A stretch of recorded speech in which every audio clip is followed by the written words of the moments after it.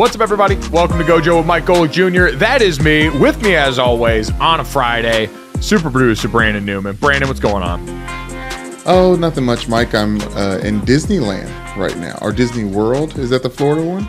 Yeah, Disney World is the Florida one. Disneyland is the California adventure. I always think of, because Disney originated in California, I've always thought of Florida Disney World as like Walt Disney's like huge mistress. Well, I think the Florida one's the original. No, it's not. I mean, it's at least the main one. Let's put it that way. It is not. It's the bigger one, and now it's the main one because of that. But the original was in California, Disneyland.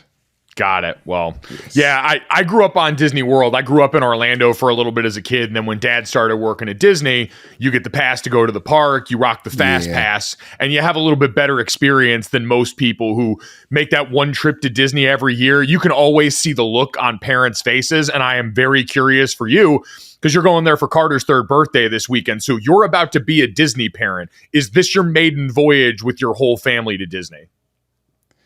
Yes, it is. My mom just flew in from Louisville, so she's going to be there as well. Yeah, this is Carter's first trip to Disney. He's been like warmed up with Busch Gardens, and he's done other like fairs and things like that. But like his mind is going to explode. No, I mean, is this your first trip to Disney as a Disney parent? I'm not worried about Carter having a good time. I'm worried about you and Michelle and what this is going to do to you guys, because I have seen the war-torn look in parents' eyes when they leave Disney after a long day, and I'm just wondering if you have mentally prepared for this outcome. I am not ready, but I prefer it that way. That is probably for the best. Go in with kind of like a young team playing in the Super Bowl. You don't know what you don't know. Yes. And so you can't be afraid of it. Everything slows down. You take it, you just got to go out there and make plays. Like I've been a Disney dad probably before I was a Disney dad. So I'm ready for this. There you go. You've been visualizing. That's half the battle. So good luck this weekend as you guys get ready for Disney. It is an awesome time. I will be curious what the feedback and what your kids gravitate to, because obviously that place has changed and added a lot since I was a kid going there, even since I've been back as an adult. But you got to play the hits. I'm sure. Like It's a Small World. I don't know. Yeah. The teacup thing. Like Carter's only so tall too, so we're going to just be like going nuts with like Michelle has it mapped out. There's 3 like Carter appropriate rides at every little adventure and whatever first stop we're going to. So I guess that because your kids are so young, Tower of Terror is probably out of the question. Yeah. Splash Mountain's probably out of the question. It's Small World's got a shot. I feel like that one definitely still plays for young kids, but also like Test Track and some of those aren't really going to be ready for them at this point. No. It's going to be a lot of them looking and wondering like, oh, like maybe when I get bigger. But I hope we can break this thing up every 3 years too, because I don't know. Even being in Florida, this can't be an annual trip. We can't have that. I know you've seen it before. The season pass little bumper sticker. Oh, Brandon, I saw there was a guy a little while back who set some sort of record. He went to Disney, where a 50-year-old from Huntington Beach, California, visited Disneyland 2,995 days in a row. That's too many days in a row. Going by yourself, I feel like that would be an interesting way to see a lot of stuff. Like, but if you're going to work, like if you work in Disneyland, that's how many days you should put in a year if you work at a company. That's a good point. I hope that I didn't read the story, but I hope that guy's retired, because if not, his job's got to be wondering why he's constantly has his camera off on Zoom and everything sounds like there's screaming involved. So we'll wait and see and get the full report from your weekend. Busy weekend. We got a great show for you guys coming up here today. As always, make sure you download, subscribe, rate, and review Gojo wherever you get your podcast. Leave us a 5-star rating and a review, and check us out on the DraftKings YouTube channel.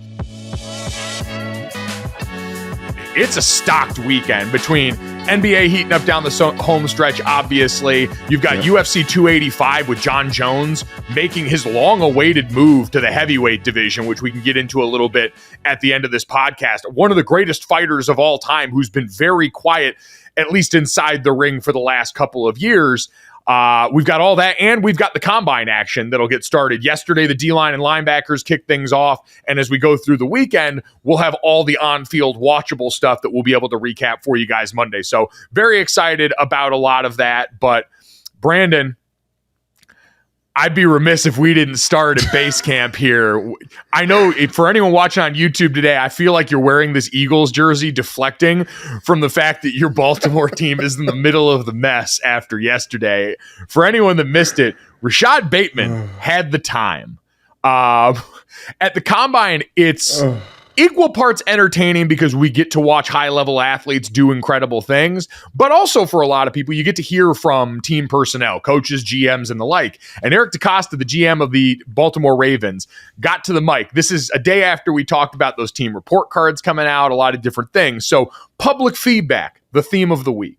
And Eric DeCosta was asked about the problem of drafting wide receivers and said, quote, "If I had an answer, that would probably mean I would have some better receivers. We're going to keep swinging. There have been some guys that have been successful players for us that were draft picks. We've never really hit on that all-pro type guy, which is disappointing, but it's not for lack of effort. It's one of those anomalies that I really can't explain other than to say we're not going to stop trying. We're going to keep swinging, and hopefully at one of these points, we're going to hit the ball out of the park." To which Baltimore Ravens former top pick at wide receiver Rashad Bateman responded by quote tweeting this, which was later deleted. "How about you play to your players' strengths and stop pointing the finger at us and number 8? Blame the one you let do this. We take the heat 24/7 and keep us healthy. Care about us and see what happens. Ain't no promises though. Tired of y'all lying and capping on players for no reason." Woo! Someone had the time. If I had to guess, Rashad Bateman was probably in an airport, because the number one place I get off frosty tweets is when I got time in between flights. I would bet top dollar on that. But Brandon, this is, I think, something we thought and talked about yesterday would be interesting to see as fallout. And you heard the reference there, keep us healthy and take care of us. We mentioned the Baltimore Ravens and the strength staff there did not receive rave reviews on the NFLPA report card that they gave for NFL teams, the survey they sent around to players. So clearly a little bit of a shot at that, but also a very public shot, as Eric DeCosta was making no bones, speaking honestly about a receiver position that we said has not been developed during his time in Baltimore. It's a little different when you're one of the receivers hearing that publicly. And when you feel like this has not been the story I've experienced privately, apparently he had enough. So what was your read on this as a Baltimore Ravens fan? Because I have an interpretation of this based on the bigger picture story that is Lamar Jackson for the offseason. But does this shake any of your confidence in what's been viewed as one of the better run organizations in sports for a while now? Yes, it does. I think the grades did probably more than this little tiff, because DeCosta is going to answer the questions, and he's someone who's thinking that because the Ravens pride themselves on how many players they draft every year and drafting their talent, and you know, they've moved talent and they've done better elsewhere, which I think is an issue. He's going to try to solve the issue for the wide receivers in the draft when, if you're an actual Ravens fan, you know that most of the best wide receivers that the Ravens have are through trade, acquisition. Somebody gave up on them, a la Anquan Bolden and the like. Like, I think Eric DeCosta was incorrect in throwing under the bus all of his group of very young wide receivers that he's acquired in these last 3 drafts. And obviously the fact that Rashad Bateman pointed to the finger that they are, someone in the front office is blaming Lamar Jackson, is another indication of why Lamar Jackson is not paid right now, why they've all been saying how much money he is going to get. Like, that's the problem with this NFL draft crap, right, Mike? I've sit on Ravens Twitter all day long, and never do you see just 12 40-second to 2-minute clips run off back to back, different topics. I'm like, oh my gosh, this is like a podcast. There's too much talking. Someone is going to say something they're going to regret. Someone's going to show themselves to being too horny to get rid of Lamar Jackson. Like, I knew that this was going to be a problem, But I am glad that this is showing its head, Mike, because this is how these things get fixed. And I don't think that Rashad Bateman is the answer. That's why I'm glad he's popping off, Mike, because it's not somebody who I imagine is going to be a Baltimore Ravens for longer than his rookie contract allows him to be. Well, I think you're right in underscoring his background in this, because we know no locker room's got 100% consensus on anything, right? Not everyone in the locker room is going to like the team, the coach, the quarterback, or whatever. And so you could write this off as one disgruntled wide receiver's viewpoint of this situation. You could also look at it, which I'm not going to, because I was going to make sure that I didn't sound like that's what I was doing. I think he speaks for a lot of them, and that's all the people that they've brought in the door. Well, I think what he's probably upset about, and to be clear, I haven't seen the full slate of Eric DeCosta comments as of yet. And so maybe at some point in there, he took acknowledgement of, hey, we've had misses, because we talk about this all the time. The number one way to endear yourself to a room of people anywhere, especially in sports though, and I think especially in football, where your body's physically on the line on every play, you got to know people are going to step up and be accountable, right? When someone messes up and stands up in front of the room and said, hey, guys, that's on me, player, coach, whoever, it invites everybody else to do the same, and especially when it's your best. And so for Eric DeCosta not to step up and say, hey, we've got to do a better job evaluating prospects, right? People will look at the other wide receivers in the draft classes where they pick. Marquise Brown in 2019, when you had Deebo Samuel, A.J. Brown, DK Metcalf, Terry McLaurin. You know, in 2020, they drafted Patrick Queen when you had T. Higgins and Micah Pittman. There were options where you could have invested and didn't. And so something about your process, just admitting that, right? Something about the way we've been evaluating receivers has to change. And also the conversation, and if Eric DeCosta said this, I will 100% take this back. But the idea that, hey, schematically, we haven't always had an offense that's been in position to feature receivers in the way that would help them maybe show off the best of their abilities. That's been the complaint since Lamar Jackson's been there, is this offense hasn't developed a competent passing game. And so for none of that to be a part of this conversation, and again, maybe it was because Rashad Bateman ended up deleting this tweeting out like something like my bad or anything like that with a little hug emoji. And so maybe someone said, hey, there's more comments here, but it's this idea that, again, you're right. When people start talking, you've got to always be cognizant of your words. And Eric DeCosta knows that. These people that speak in public know this. We know this as people that work in words. You're in charge of what you say because you've got context, but you know not everybody's going to adhere to that. And so you've got to protect against that, especially if you're someone that's in charge of the organization. This all does go back to me, though. I do wonder if after the survey and after this, we might hear any more leak out or if they're going to batten down the hatches. Because the other way to read this is when you don't treat your stars the way that you should, all of a sudden that sends a message to everybody else, right? Him mentioning Lamar Jackson in there, to me, is probably the most noteworthy part. Stop blaming us and number 8 as we sit here in this contentious Lamar Jackson long-term contract negotiation, trying to figure out if he's going to get tagged or not.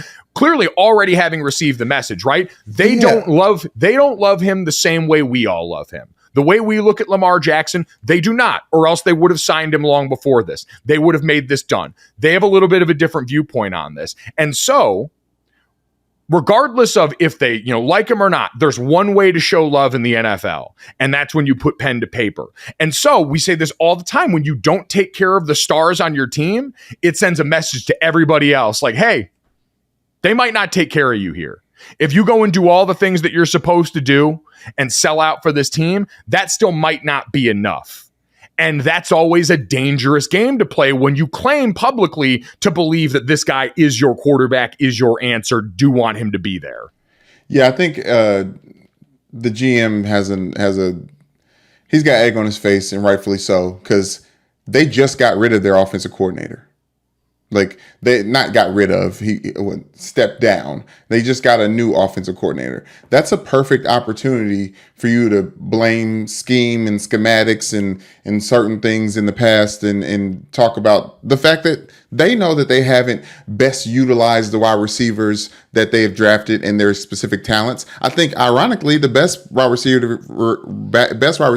that they've utilized their talents was Hollywood Brown. He just dropped all those balls when they finally got to him and when he got on the other side. Like, I think there's been examples of that, Mike, but the fact that no wide receivers in the NFL for the Baltimore Ravens caught touchdown passes. The last 8 games of the regular season is damning. And I think it's fair to blame everyone, like blame the pot, blame the soup and the ingredients, because the result isn't good. The soup ain't hitting, right? Like, I think it's fair to blame everyone in that spot, especially the general manager, because who else is going to?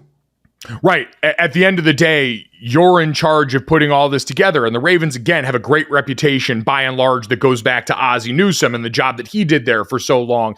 And then that transition to Eric DeCosta. But it seems now this is just a little more leaking out of that building than we've been accustomed to in a while. And how this reflects on what's going to happen is they're coming up on that decision that has to be made. March 7th is when we have that window where the franchise tag can be applied. So we're getting to that point. The clock's ticking.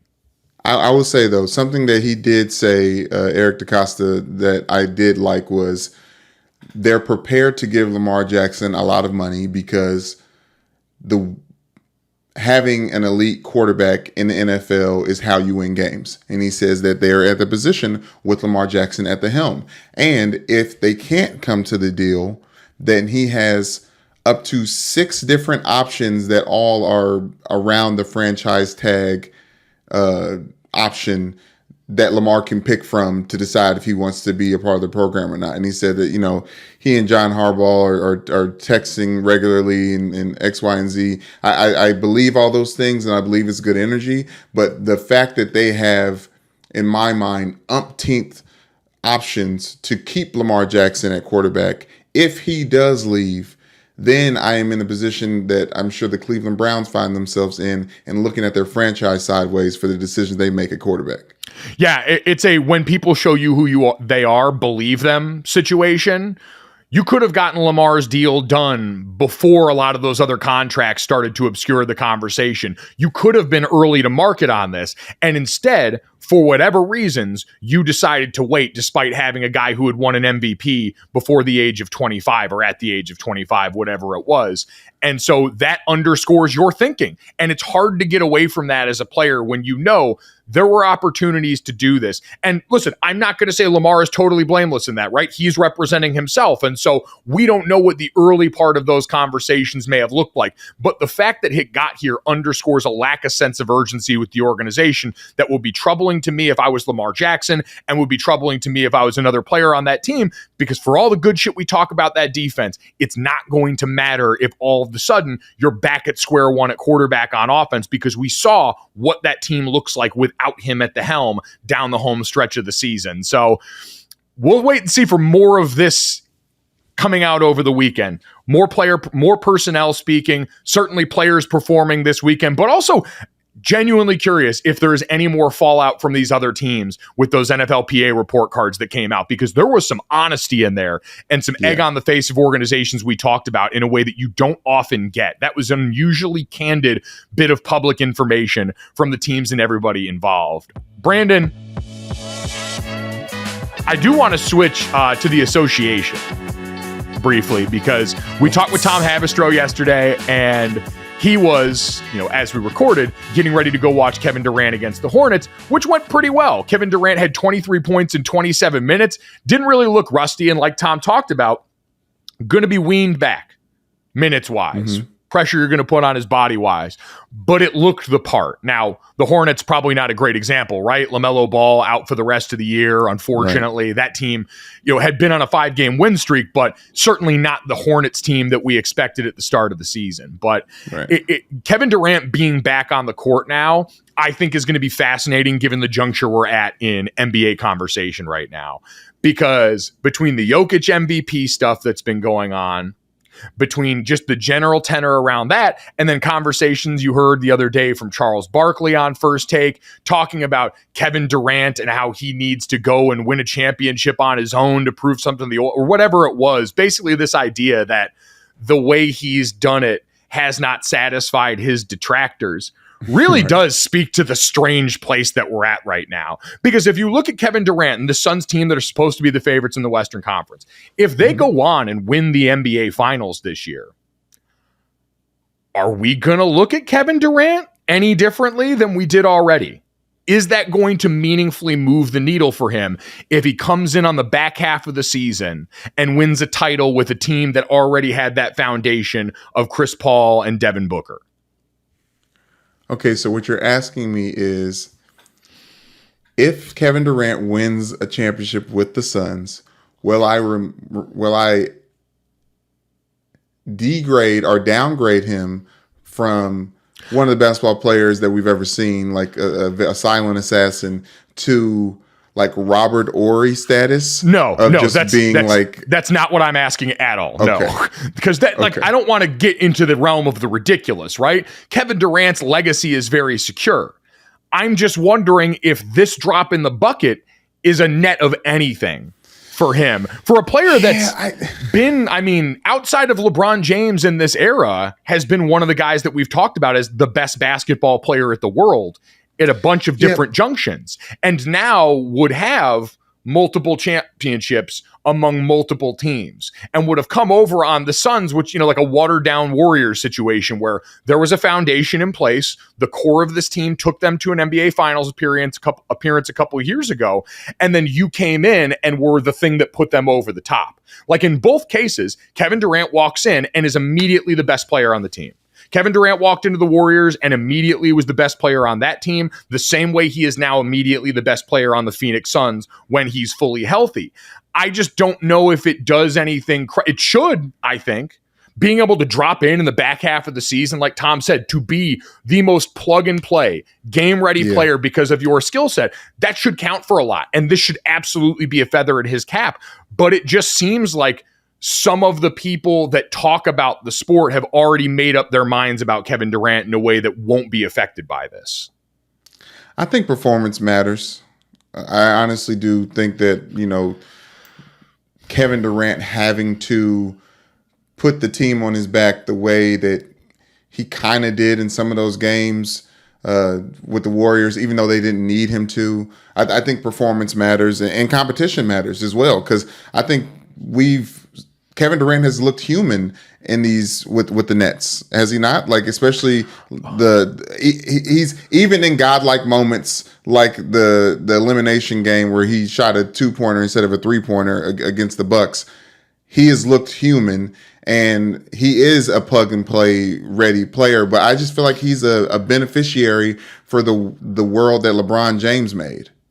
Well, I think that human is probably the wrong way. He's looked, and we've seen the injuries have an effect. I think that's undeniable, in that a 7-footer with lower body injuries has almost always been a concern. And we've seen that slow the overall ascent, kind of a much lesser degree of what we've seen with Kawhi Leonard, right? Where Kawhi's never going to be the same again, right? What Kawhi was as a defender, all those things, never going to be the same again because of the way he's got to manage his body now. With Kevin Durant, you hope that's not the case. But I would say Brooklyn also underscored the idea that you just can't do this by yourself. And we saw him out there on an island at the end of that postseason run that did get put down by the Milwaukee Bucks. And so I guess that's the unfortunate part of where we've lodged ourselves, right? Is if you've got other stars on your team, then you're not given full credit. But if you don't, and you're Nikola Jokic hanging out with no other all-stars in Denver, it's used as a slight that you can't drag them to other places beyond where they should as a team. So there's really no winning for some people that we've decided, which is so strange to me. And it's only once you get to a certain level, because I mentioned this to Tom yesterday. Dame Lillard is fascinating to me, because for Dame Lillard, top 75 player all time, incredible point guard. I saw JJ Redick on First Take talking, saying he's playing like a top 2 point guard in the league right now, and it might not be 2. All of those things can be true, and in a very healthy showing, which I would love to see more of in the way that we talk about basketball, we've allowed Damian Lillard to just exist and be grateful for what he brings, for Dame time, for the range, for what he looks like scoring 71 points, for how much fun it is. Like, we don't think of the 3-ball, I think, as inherently fun until guys like him and Steph came and showed you how much swagger you could do it with. It's the difference of applauding a sniper versus someone who fights hand-to-hand combat. Going to the lane, making tough shots, doing it the way that we saw Kobe do it, the way Durant does it, LeBron getting to the rack. There's something inherently that gets us going because it's so physical and personal. Doing it from distance didn't always feel the same. But then you get these guys that do it in such a way with so much flair that we get to love it. And so we've arrived at that place with Dame, and we don't bash him for the lack of championships. We don't bash him for the lack of hardware. We went through a conversation for a while where we were trying to free Dame and get him out of Portland because outside of that one Western Conference Finals appearance, it didn't seem like that was a team that was going to be able to get him to the places that would get him to that next tier legacy-wise. And we dropped that, and now we just enjoy it. And I don't know why we limit that to it seems like just Dame as a guy who's, again, one of the best basketball players of all time, and he's one of the few that we let live in that space where we just appreciate the good without talking about all the things he's not. But that space you're saying that he's occupying right now is new territory. It's like he moved in January 1st because we were just this last season talking about that same narrative with Dame about him getting out. Like, it's like at a certain point in time in elementary school, they stopped calling me Booby Boy because I stopped getting my feelings hurt by it. Like, they moved on. They found a different insult. Like, now, instead of insulting Dame for his lack of championships that he will inevitably not get, they just call him loyal and they try to use it as a slight. But I think that he operates in that space because of the team he's on versus who he is as a player. He is in a smaller market that no one really respects in the playoffs, regardless of the success that they have had, like in the Western Conference for over the last 5 years. But no one's really worried about him, especially when CJ McCollum left. But that's why I think it's fascinating to compare him to what's going on with Denver. Denver, also smaller market team, one that has... Okay.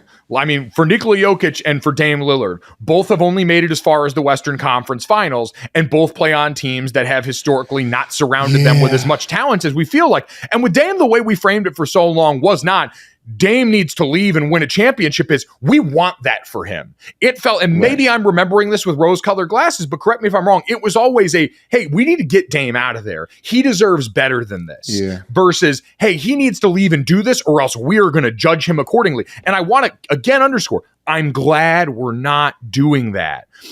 But it's also interesting to consider why we do it in real time to Nikola Jokic. And the only thing that we can seem to come up with is Jokic has put himself in a different class of player by likely now becoming the fourth player to ever win 3 straight MVPs, to do what he's done this season and cement that on a team that probably won't win a title if we're looking at them as they are so far. And so if that's the case, we're going to hold that against him, and people are going to try and use that as a reason why he shouldn't be given any more of this individual accolade that signifies a regular season performance that has once again been incredible and unique and unlike very few things we've seen before. Yeah, but like Dame, who just won the 3-point contest, if that makes any difference, we celebrate these individual awards that these players are able to accomplish. I don't think we celebrate. I don't think a lot of people celebrate it for Jokic. I think he has become very controversial in the NBA discourse about this. I think a lot of people look at it and they get the fatigue. We see this happen a lot with the major awards, right? There was LeBron fatigue for a long time. Any star player that's good for a long enough time, we start looking at it saying, all right, we've kind of seen that before. Now what else? Russ, when he was averaging triple-double over the course of a season, we get bored quickly, and then we ask why you haven't gone to the next tier, not acknowledging that the tier that they live on is already such rarefied air. True, but I believe that our boredom is amplified if we don't like the way that player plays.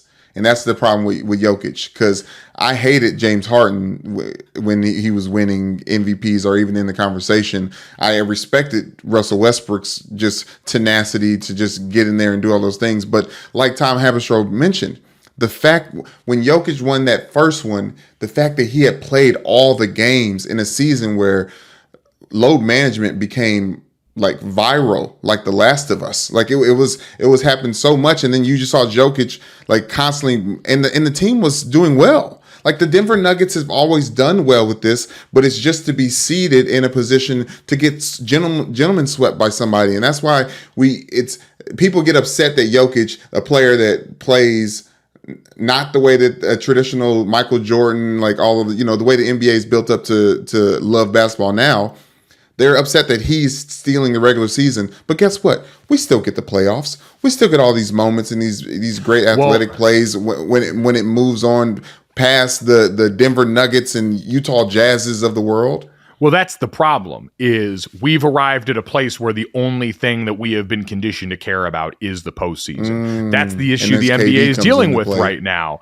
And so you've got one shot at this. It's why the NBA is struggling, we talked about, to try and figure out how to make their regular season more relevant as a product overall, because when awards like this are still given out for regular season talent, it gets obscured, because for us, the only metric in the popular discourse about the league is what have you done in the postseason. And to be clear, what you do in the postseason is important. It's why part of this conversation gets ugly. It's why what happened with Ja Morant last year was so important, right? Them giving Golden State the series that they did, how exciting that was, what that did for eyeballs on them, because people don't watch Denver.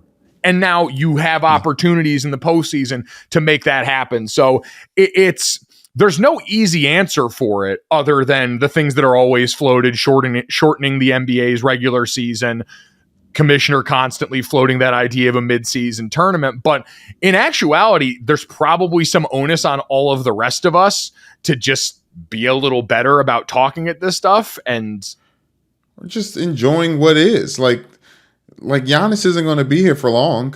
Like, we don't have to, I think there's a reality to the basketball getting more skilled that everyone was so excited about. But the fact that it could get more skilled in a body that looks more athletically challenged or has a ceiling on it, everyone's up in arms. Like, I love it because it's like a big man getting his wings again. Like, this is like an offensive lineman getting a touchdown every time Jokic wins one of these MVPs, where I can't hate it. How could I? Bro, we're in a very awesome time for the evolution of large bodies in basketball. I always say I watch sports to see people that can do things I could never possibly dream of. And the Jokic's and Embiid's and Giannis's of the world all represent what's gone on with that. But again, because we've got short attention spans and because we only prioritize one thing, we get to this point where we're at in the conversation. Brandon, we are now at the point in our conversation where we need to ask a very important question. Really? Brandon. Okay. Yeah. Do you know what time it is? Don't you want to lose? Then the third. Don't you want to lose? Then the third. Don't you want to lose? Then the third. This, that, and the third. Okay, I'm sorry. I had to sneak that in. You had to ad-lib it at the end because you forgot to add it in, didn't you? Oh, no, I would have. I back in the day, I used to, get two parts of the song in, and that's the intention there. It's going to be. It's one of my things where I was trying to step on you, but you've waited. You know to wait now. I can say I've understood this. That song takes me back. By the way, that one I am immediately drunk inside the linebacker at Notre Dame. Oh man! Shouts out to the linebacker. Shouts out to Mike Bray. Shouts out to Mike Bray. Man, got his win in his final home game at Purcell Pavilion at Notre Dame, the longtime Notre Dame head coach. They beat 25th ranked Pitt 88-81. And Mike Bray, who will now end his Notre Dame coaching career, he's stepping down after this season, 315-76 in 23 years at home at Purcell Pavilion as Notre Dame's head coach. And he made good on his promise and went to the linebacker. He said he had never been to Notre Dame's most iconic bar. Wright Thompson did a voiceover on a piece for it for College Game Day this last football season. It is the bar that is most likely to still have puke from when my dad was there in the 80s. It's an absolute hole in the wall. It's right next to a liquor store, and none of us went there really as undergrads, but as a post-grad, it is a bastion of low ceilings, Buck Hunter, and 90s pop that makes its way into the jukebox every time. You said we didn't go as undergrads, which meant we definitely went graduation week. Yes. And I remember the first time I went to the linebacker, I ended up, and I don't, this isn't like championing this. I threw up in my bathroom that night, and I made it in the sink instead of the toilet, and that was I had to clean that up in the morning. Big mistake there. But yeah, the linebacker, plenty of memories. Man, and Mike Bray, too, was living his best life. It was fully packed. I saw Pete Sampson and a bunch of other beat reporters documenting it. It was fully packed before the game was over. Mike Bray and Notre Dame AD Jack Swarbrick showed up, and Bray was full man of the people mode. Students buying him shots of Jameson. He had a moment for everybody. Mike Bray really underscores what you can do at Notre Dame as one of the non-football coaches, because for football, if you screw up pretty soon, they're going to fire you. If you're coaches in a lot of the other programs, you can, as long as you're successful more often than not, I mean, really, you see a lot of long tenured coaches around that campus. For Mike Bray, Muffet McGraw was obviously successful in a high end for a long time. Kevin Corrigan in the men's lacrosse program has been highly successful there for a long time. But Mike Bray always got it. He understood where they were on Notre Dame's campus, what he could do, and really seemed to maximize that. And so seeing him do shots of JMO and go out there arm in arm with a lot of students at the backer last night, it's an incredible end to a hell of a run at Notre Dame. So congrats to Coach Bray on a stellar career. Those couple of Elite Eight runs that were built in with Pat Connaughton and Jerry and Grant for those years, like as exciting a time as it was to be a Notre Dame basketball fan on the men's side in my adult lifetime. So it was a real blast and a joy, and wish him well for whatever's next, and also wish him well for that hangover that he was dealing with the next day, because God in heaven, like you said, we have lived that before, and it is not cute. Brandon, Mike can handle that. Maui, long may he reign. The MVP of the Jim Maui Invitational should be the Mike Bray Maui Invitational MVP from here on out. I like that. As always, make sure you download, subscribe, rate, review Gojo wherever you get your podcast. 5-star rating, review. Tell Brandon you want to dance with him. You want to feel the heat with him. Brandon, let's get to this, that, and the third. 3 quick stories on the way out. Got UFC 285 coming up this weekend, and very noteworthy about this and very excited. John Jones making his heavyweight debut in UFC, one of the most decorated fighters in the history of UFC at the light heavyweight level, has been dormant for the last 3 years as he has stacked weight, trained, as we've seen, got into more off the outside of the octagon trouble, which has unfortunately been a common thread in John Jones' career as a fighter. But now getting to see him go up against Cyril Gane for the vacant heavyweight title, I'm fascinated because there hasn't been a lot of pub, there hasn't been a lot of press from his camp. They've really been in the idea that we're going to show up and show people the work that we've done then. And so genuinely excited to watch and check this one out. 10 o'clock Eastern, Saturday night in Vegas on pay-per-view for ESPN+. Yeah, he's been kind of like a more problematic Frank Ocean, like in the sense that he can drop whenever he wants, and everyone just respects the fact that he's just like going to change the game every time he does it. But the fact that he's joining his brothers in the heavyweight division, obviously him being brothers with Chandler Jones and Arthur Jones, I'm excited to see it. God, just a reminder of the insane athletic gifts in that family. You have 2 boys, and people always talk about when they've got boys, the fights that happen when they're kids. Those had to be like watching Godzilla movies with those 3 kids. Outside. Walk outside. Oh my God. Just to give people, if they've forgotten the idea of John Jones' resume as a fighter, the longest unbeaten streak in MMA history at 18, the most title defenses tied with Demetrius Johnson at 11 in UFC history, the most victories in UFC title fights with 14, and his only career loss came in a controversial disqualification back in 2009 in a fight that he was dominating. Henry Cejudo called him the Michael Jordan or LeBron James of mixed martial arts. So that's the kind of talent we're dealing with here. Was that the Cormier fight you're talking about that he was dominating?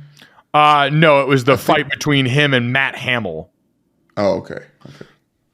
But I believe the most recent bit of outside of the ring controversy for him, because he vacated his light heavyweight title. He had talked about wanting to make this move all the way back in like 2013.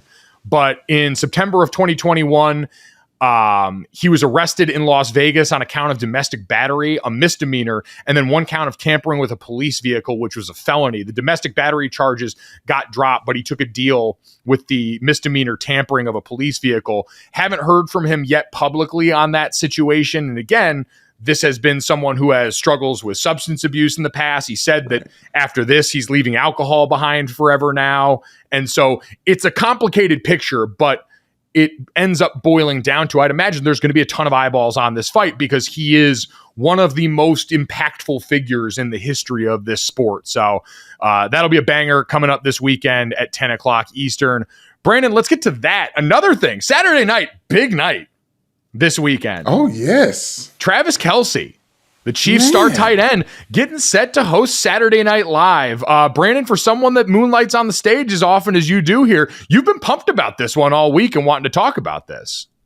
Yeah, man, it's obviously it's Super Bowl champ, but like SNL, Lorne Michaels, who executive producer SNL has since the existence of it in the 80s, he picks the hottest of the hottest people to host. Like, that's unfortunately his rule half the time, and it gets him in a lot of trouble when people like Trump or Kanye West hosts or Elon Musk or, you know, just the slew of people, even Dave Chappelle, when he hasn't been like so welcome. He just picks the hottest person. And for Travis Kelce, someone who is in the podcast sphere as we're in, but more importantly, a 2-time Super Bowl champion and probably still at it, you know, from Ohio, and, you know, just everything that he represents. I love the fact that they're giving him a platform to make people laugh on purpose. I think it's going to be challenging for him. Obviously, Peyton Manning has done well in the past. Tom Brady has hosted and done well enough in the past, but it's a tall order, and I'm excited because I feel like he's going to take it really seriously, and just because of that, might deliver instead of just always just screaming, you got to fight for your right to party. I do trust guys that have that bit of pro wrestling to them, though. Just because they're not afraid of the stage. Like, he's going to walk out there brimming with confidence. And that's half the battle for guys in that situation, is not being afraid of embarrassing yourself. Did you see how this wheels got put in motion for this, by the way? It was all the way back in September. Heidi Gardner was on, I believe, the Bill Simmons podcast and was asked about who she would pick to host SNL. And she said Mahomes and Travis Kelce. Mahomes quote tweeted it and said SNL would be a dream come true. So a reminder, tweet your feelings into existence. It is possible. Yes. So very excited for that for Kelce. Looking forward to that one a great deal. But Brandon, it's time to get to the third.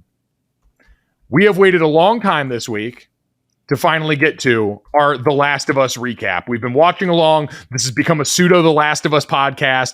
As always, if you have not watched up and through the most recent episode, episode 7, Secret Origins, make sure that you stop the podcast right now. But Brandon, this episode was an interesting departure, very flashback heavy. We got a peek at what Ellie's life was like before she met Joel, before she found out that she was going to be the special chosen one whose blood might save all of mankind with an antidote here. And we flash all the way back to when she's in military training at the QZ in Boston, trying to just navigate life as a young kid that's coming up in this post-apocalyptic world.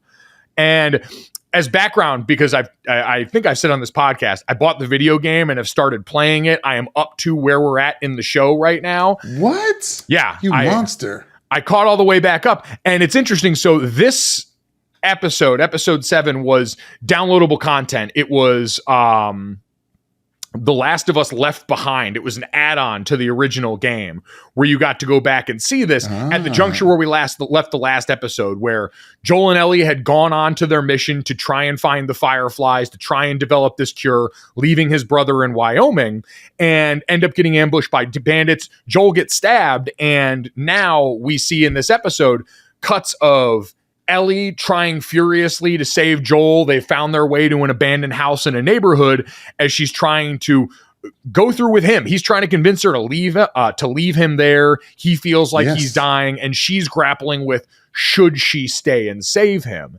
And that's when we get the flashbacks to her and the relationship that really ends up being the foundation of her, I guess, entire way of viewing things. Leading up to this.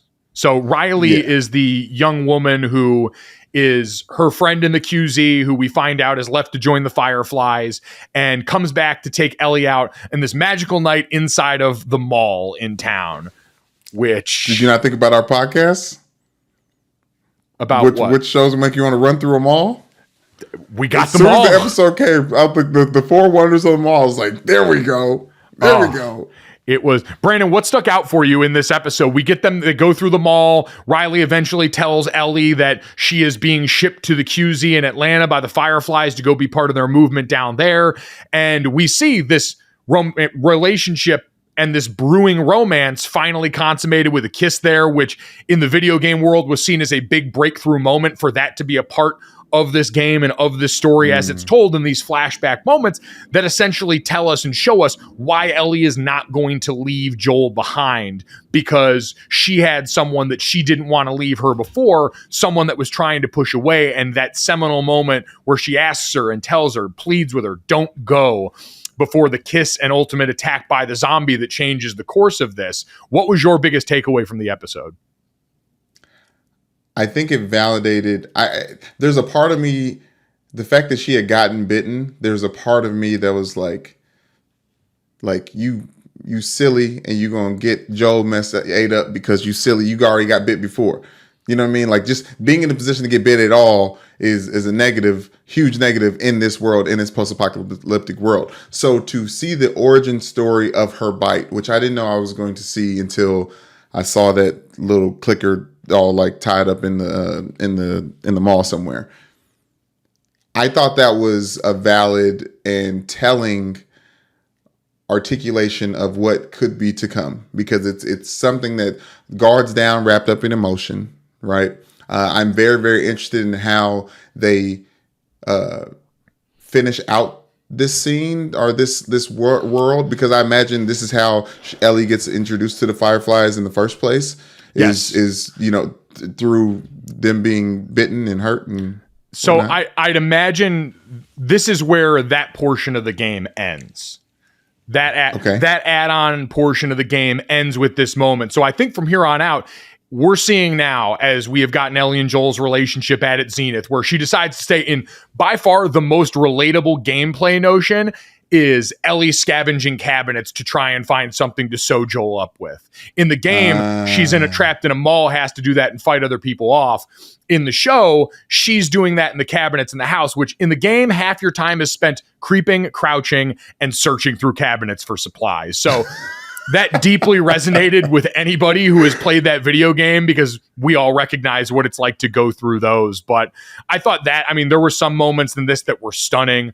Her inside the mall, the first time you have the reveal for Ellie, the beautiful set designs that you've seen on this show. I think that initial mall shot is one of the best. The carousel, Mike, I thought that was like just beautiful. And also just the thoughtfulness and, the mall, and also the reveal that she was stationed there. Cause also I was like, damn, she's so resourceful. Like, she got this whole spot like all to herself. She knows in and outs. Like, and the thought of being safe in a time of danger is kind of hit over too much of the head for The Last of Us. That's why I thought it was vital that actually something popped off. And that's also the most realistic portrayal of the game, because you just hit on it. The biggest difference that I have noticed between game and show, and it's what you're allowed to do, exploring it in the way that you do on screen, is in the show, they've created these pockets of safety where they can explore more of who these characters are. You get pockets of safety in Wyoming. You get these moments underground with Henry and his brother. You get all these places where they get a chance to breathe. Those places don't exist in the game. You're never safe. You're always under siege. And part of that has to happen because it's a game, because you've got to have room for action sequences, room for the player to actually get to go out and do the things that are part of the game. But in the show, you're right. This, again, probably one of the most dutifully adapted episodes, because you have that idea that you're never really safe in this world. Right. But you're intentional with how you show other people still your humanity. And for Riley, who, yes, was stationed there, had all those reasons, she still set up all this stuff for Ellie as this show of affection that we saw for these two people who are also young, who are trying to, I'd imagine, express feelings like this for the first time in their lives. And I thought, again, Bella Riley continues to just be sensational in this show.